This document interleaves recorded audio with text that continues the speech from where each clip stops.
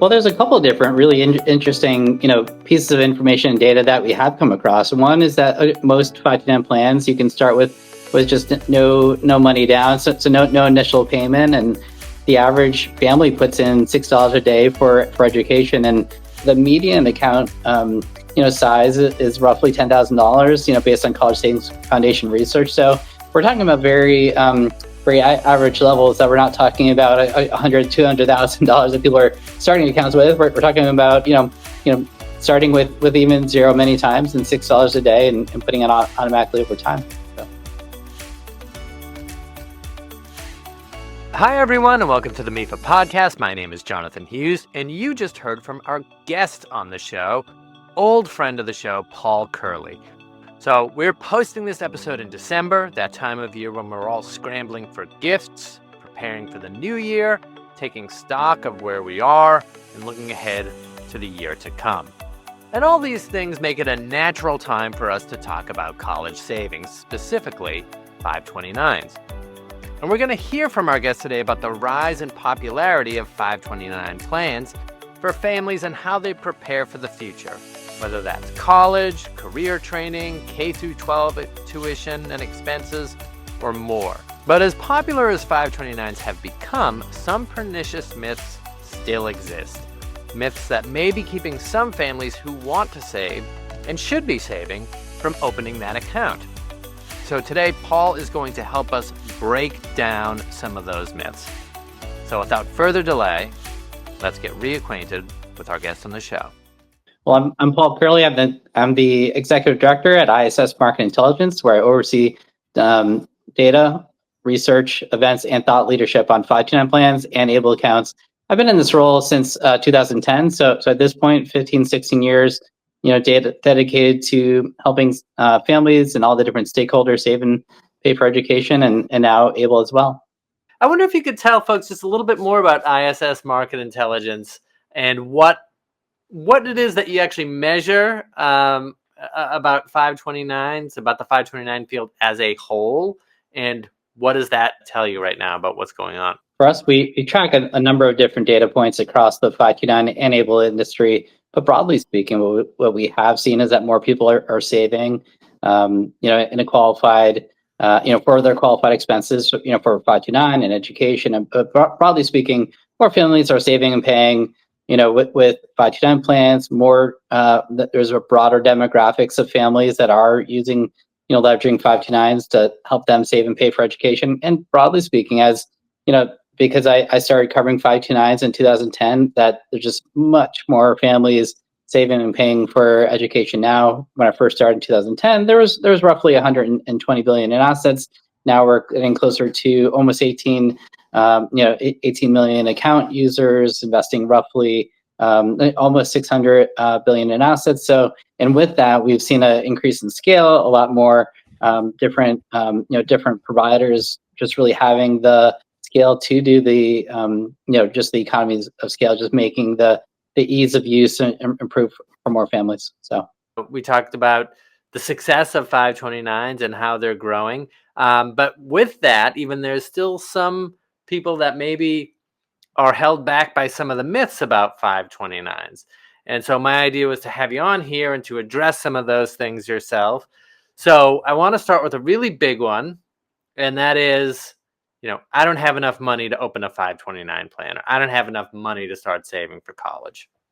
Well, there's a couple of different really interesting, pieces of information and data that we have come across. One is that most 529 plans you can start with just no money down, so no initial payment, and the average family puts in $6 a day for education, and lo and behold, it's actually less than the cost of coffee. Like, I guess 2010 that was probably less than the cost of coffee nowadays, but now alas, $6 a day is a very reasonable sort of amount for the average family. But I do think it is kind of interesting. There are a number of families that say, there's just so much market volatility, just so much, fear going on in the market. And, lo and behold, one of the best passive ways to, fund a 529 account is through, say Fidelity's like 2% back credit card. So, if you don't have any money to save, that's a very passive way to, just get 2% over time and over the course of 18 years, if it's about $1,000 a year, that will pay for at least in my state of Pennsylvania, that's 1 year of tuition for an in-state. And what's intriguing is that one can put 529 use 529 assets to pay off student loans now. So you can use it for saving 18 years until the child's in college. You can use it for the for or however many years it takes for them to go for undergrad and grad school more, and then after for student loans as well. So start small, dream big. The average the median account size is roughly $10,000, based on College Savings Foundation research. So we're talking about very average levels, that we're not talking about $100,000-$200,000 that people are starting accounts with. We're talking about starting with even zero many times and $6 a day, and putting it on automatically over time. So.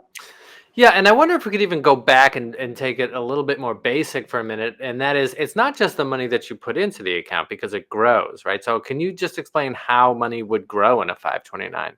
Well, so one puts money into the 529 account.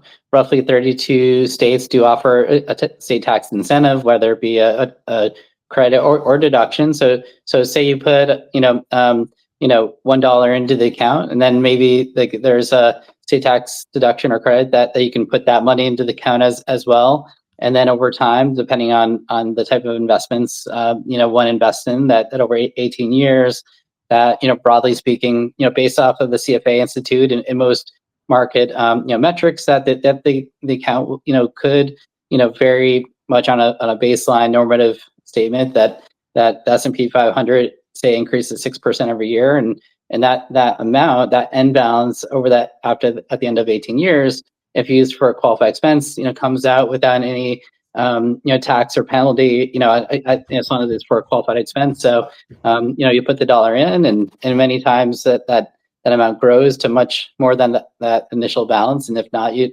at a very basic level, you get the state tax deduction or credit, and for those in the 32 states, you get the performance increase over time, and that's a dollar saved is grows to $2, and that's $2 that you don't have to borrow for student loans and pay back over a much longer period of time. So it's a dollar saved is much more than a dollar or down the road. Yeah, and so you mentioned student loans, and that leads us into our next sort of myth, and that is 529s are only for people who are certain that their kids are going to college, right? So we hear this all the time. People say, well, I don't know, maybe I shouldn't open it because I don't know that my child is going to go to college. What would you say to that family?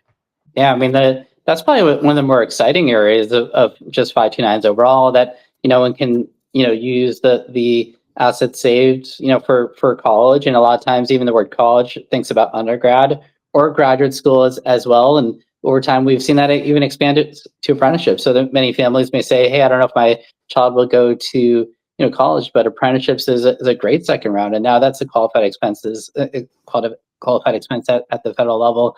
It's also new this year is credentials and credential programs, and thinking about CFA, CPA, nurses, teachers, and all these different other credentials and credential programs that the different professions do gather along the way. So in many ways, as a continuous education opportunity as well. But at the younger age, there's the K through 12, and more recently in 2025, there's an expansion to more K through 12 related expenses, even including saving and paying for SATs, APs, and entrance exams like that. And of course, if one were not to use those assets for all those different educational expenses, and that is a very wide set of qualified expenses. We have this great opportunity as well to save and pay for funding a Roth IRA, so one can really get ready for that retirement side. So no matter which direction your child or loved one or grandchild may go, there's definitely many different options to use that amount saved, that it won't stay wasted or not used. So. And is this something that you're seeing on your end, on the sort of ISS Market Intelligence sort of research end, that people are using the 529s for these sort of expanded uses, K through 12, career training, et cetera? And it does take time for more and more families to understand and see. Yeah, some of this is new this year. Yeah, A lot of it is cutting edge, but I would say based on off of our survey of parents and advisors that it is roughly 10% as of today that are using it beyond the college or grad school route. So that's a very good benchmark given the newness, and obviously these are goals that take many years to get to. But lo and behold, it's a very popular tool to get people to start to use it. But also, when we do a survey of parents and families and advisors, how do you plan to use it? We do see that intent of that 10, and we could see it go to 15, even 20% of the accounts, just because we all like flexibility, especially in today's world. So it's a great achievement overall. Yes, and those are the numbers, because we presented on these numbers. Those are the numbers of folks who plan to use the funds for one of these new expanded uses that I was thinking of. And actually, it obviously made me think of it because I personally use my 529 to pay for K through 12 expenses for my son. So definitely grateful for that opportunity. So much more than just college. The other thing is, as you mentioned, there were 34 state tax deductions available for 529 plans, and that's because 529 plans are administered at the state level, right? So each state has their own 529 plan, sometimes more than one. But just because you're in a particular state doesn't mean you have to open that state's plan. So how do you know which plans are going to be the best for you? Right. And, in many ways, the first one is don't leave money on the table. So if your state does provide that in-state tax, deduction or credit, definitely like to, take advantage of it. And even, sometimes I think sometimes we focus so much on the state benefits, but that federal benefit, as you can see, is phenomenal, that they get that federal tax deferred growth. And in many ways, it's just like, getting to the stage of saying like, hey, I want to open a 529 plan and moving towards saving, like you're already winning. So, opening up that account and funding it on that automatic contributions and putting money along the way is the winning way. But, so as with any purchase, I think a lot of people say, choose 3 different options and compare, look at the plan disclosures, look at the information there. And, perhaps your first one is, with your in-state program. I'm not being paid to say this, but I would also say take a look at MEFA's programs. They do have a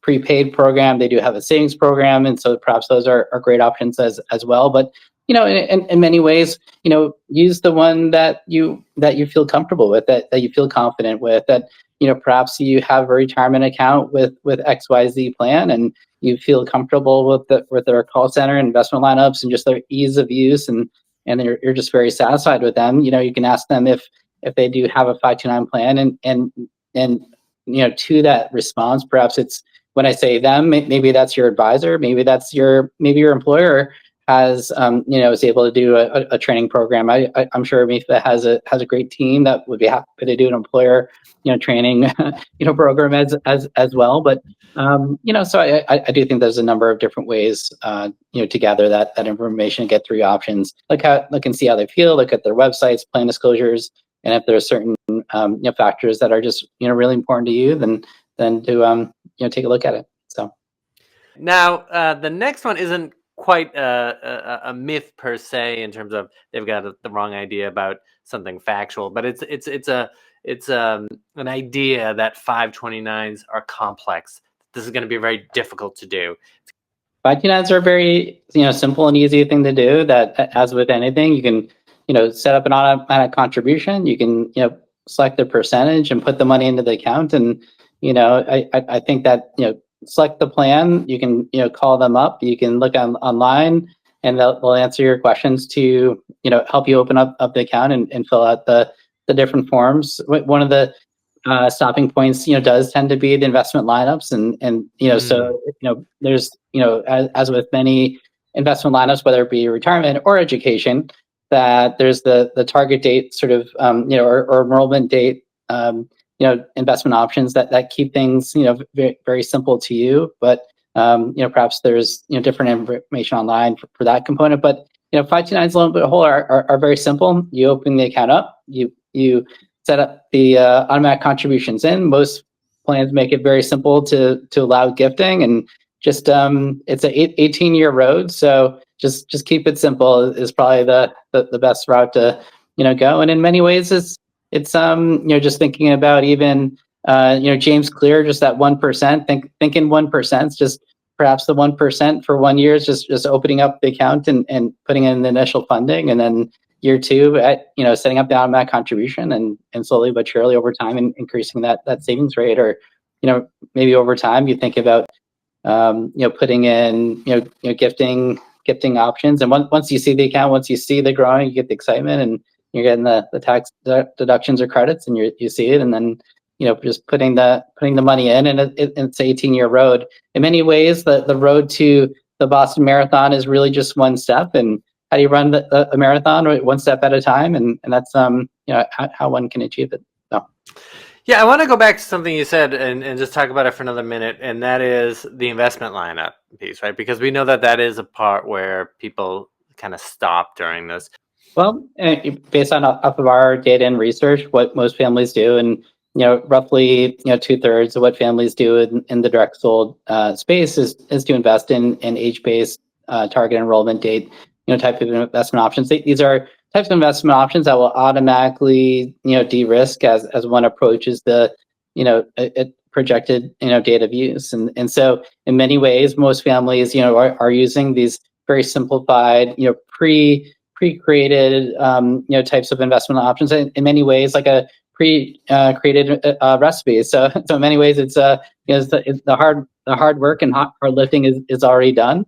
The second type of investment option that is fairly popular is a target risk type of investment option. Some people just say, I want the conservative investment options, or moderate level of risk, or I'm really aggressive. So here's your aggressive track. So there's the ones that focus more on the enrollment date, saying like this is when you'll use it. Then there's the target risk one, and then there's also individual investment options, which perhaps there's someone that wants to have a little bit more of an allocation to that. Let's just say like a ESG friendly type of investment option, or certain type of investment strategy that's more attuned to their beliefs.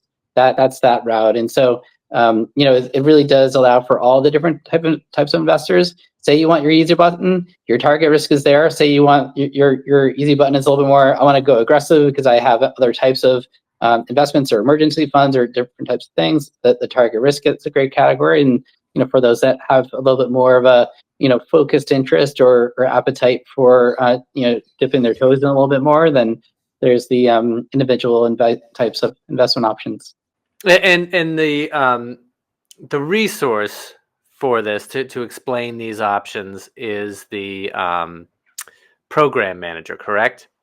Correct. The plan disclosure statement is the key document that has all the information. All the plan websites should have a button on the top that should help you navigate to the investment option tabs, and that will go very deep into the investment options. But every single 529 plan needs to have a plan disclosure, and that plan disclosure does have all the important components needed to use those types of investment options. The big myth that we run into, at least at MEFA, is that people think that you're penalized for having college savings when you apply for financial aid.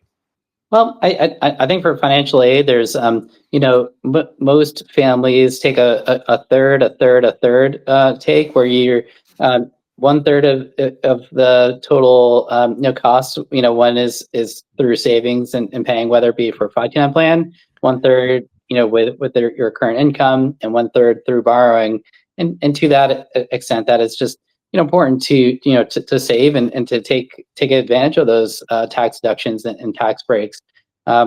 Inversely, just the more saved, the more options, the more flexibility in school that you have in this school section, and broadly speaking, the less stress that you have overall. I just think that having 18 years to plan for 4 years is very easy. I would almost coin the term lazy. I don't mean in the most beneficial way, where at birth you set up the account, you put in 3% savings rate for the child, and It's just you're watching the account grow, and you have the options, to select the schools that you want when they do go to, when they do select their schools.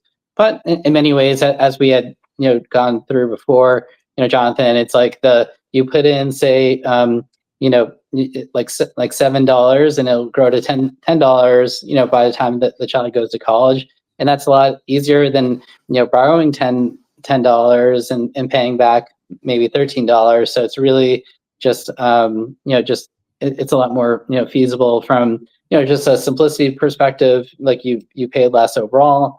And of course, in 2025, there's just so much, different volatility going on. It's better to, have more control over where how you save and pay for education. And, and in many ways, there's like another myth of, just because your family is eligible to get financial aid doesn't mean you'll actually receive it, or even receive the full amount. And in many ways, that amount you receive is a loan, that you do have to pay back. So in many ways, it's it is part of the process for most families, but to rely 100% on student loans, I think that is you're just pretty stressful from that perspective. That many families just want to be able to save over the 18-year window, and then still take out loans and repay, and that seems to be the game plan for most families. No, that's a great point, and you did a great job fielding that. I kind of gave you a MEFA question there, so I apologize. But that's I'm glad you raised that. Just because you're eligible for this financial aid doesn't always mean that you're going to get it. In fact, it's more common to not receive all the financial aid that you're eligible for. To that, I will just add the general point that when they're figuring out your financial aid, they're going to base that mostly on parent income and not on savings. So your savings will have a greatly diminished impact on your financial aid to the extent that they look at it. So it should not significantly penalize you for having college savings, not nearly to the point of coming close to sort of neutralizing the benefit of having the savings. Bearing in mind the time of the year that we're in, right? I'll break the format here towards the end and just say that we're recording this just before Thanksgiving. It'll be out in December. And this is the time of year when we do talk about college gifting. And one of the things that we like to stress at MEFA is that parents do not have to take this sort of burden of saving for college on alone. And so whether it's through Fidelity and their gifting page that we offer for the U.Fund, or gift of college cards that MEFA offers, both physical cards in stores or virtual cards at MEFA.org, we try to make it easy to do that. Do you have any insight, whether it's through your ISS Market Intelligence data or anecdotally, personally, on gifting contributions into 529s as a gift around the holiday season? Around the holiday season, about 5% of the contributions going to the accounts are from friends and family, and so gifting is definitely a popular thing that is taking place, especially in the December year-end type of opportunity, and it does align with saving, paying for education. It is a family goal that that saving, paying for your children or grandchildren to go to college, or nieces and nephews to go get their education and training is a family goal. So, and in many ways, it's a much more of a long-lived goal that some education pays the dividends over the entire lifetime, where perhaps those plastic toys may last a season, if that. So it's a great opportunity to just get families to make the contributions, and then over time, as you did mention, it has become easier. It used to be the physical gifting was this physical check-in app 10, 15 years ago, and now there's all these different great options and partnership options that you and MEFA team does have and implement. So it's a great development for the industry, and just very timely as well. That does help a lot of families. And as you said, it's 5% of the money coming into the 529s in December is from friends and family. And if you told me it was much more, then I would agree so as well. So knowing the big picture as you do, thinking about the future of 529, thinking about where we've been and where we're going. Is there anything else that you'd like to say before we go? Yeah, I mean, 529s continue to grow to help more families. We're expecting it to be a $1 trillion industry, and 2032 around that time frame. That more and more families are using the 529s with the expansion of qualified expenses. The product continues to become easier and easier. The gross sales continue to increase. The distributions are increasing, which shows that more and more families are becoming familiar, with their usage. So awareness is increasing. And the momentum is on our side. The most important, critical piece that whether it be families or families, grandparents, friends, advisors, employers, they see the value and importance of education and continuing education and training, and to that extent, people are continue to save for it. So lo and behold, my final statement is start small, dream big, and you can achieve your goal. All right. Well, we're always excited to have you, Paul. Always excited to work with you in any capacity. So thank you so much for coming on again, and look forward to the next time. Thank you. Okay.